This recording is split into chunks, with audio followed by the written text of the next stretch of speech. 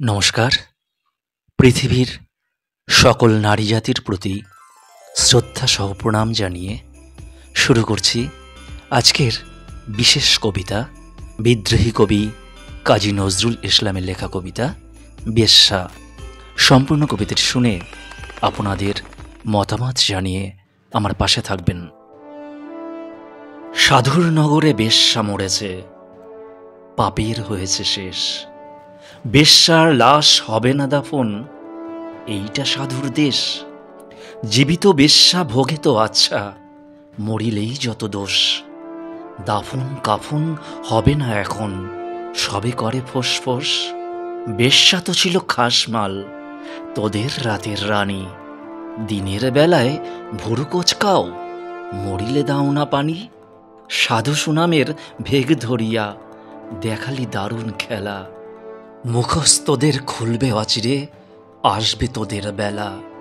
রাতের আধারে বেশ্যার ঘর, স্বর্গ তোদের কাছে। দিনের আলোতে চিনো না তাহারে, তাকাও না কোলাজে। চিনি ভাই সব সাধুরেই হরেক রকম সাজ। সুযোগ পেলেই দর বেশি ছেড়ে দেখাও উদ্দাম নাচ। নারী আমাদের মায়ের জাতি, বেশ্যা বানালো কে? ভদ্র সমাজে সতীর ছেলেরা খদ্দের সেজেছে। গরিবের বউ সস্তা জিনিস, সবাই ডাকো ভাবি। সুযোগ পেলেই প্রস্তাব দাও আদিম পাপের দাবি। স্বামী যখন মরল ভাবির দুধের শিশু কোলে, ভদ্রদেবর সুযোগ খোঁজে সহানুভূতির ছলে। দিনের মতো দিন চলে যায়, হয় না তাতে দোষ। মরা লাশের সুযোগ পেয়ে কাঠ মোল্লার রোষ। মোল্লা সাহেব নায়েবে রাসুল ফতোয়া ঝাড়িয়া কয়, পতিতা নারীর জানাজা কবর এই এলাকায় নয়। শুধাই আমি ওরে মোল্লা, জানা যায় যত দোষ। বেশ্যার দান নিয়াছ জুলিতে, তুমি বেটা নির্দোষ। বেশ্যার তবু আছে পাপবোধ, নিজেকে সেভাবে দোষী। তোমরা তো বেটা দিন বেচে খাও, হচ্ছ খোদার খাসি।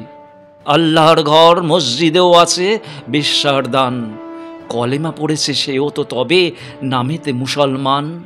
বেশ্যা নারী পুরুষরা সব সৎ।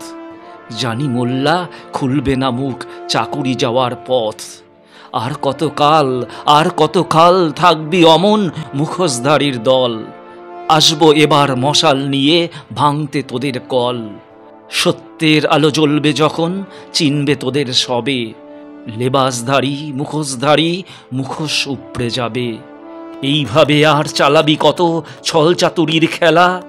আসবে তিনি, এবার তোদের বিদায় নেবার পালা। আসবে তিনি, এবার তোদের বিদায় নেবার পালা। নমস্কার।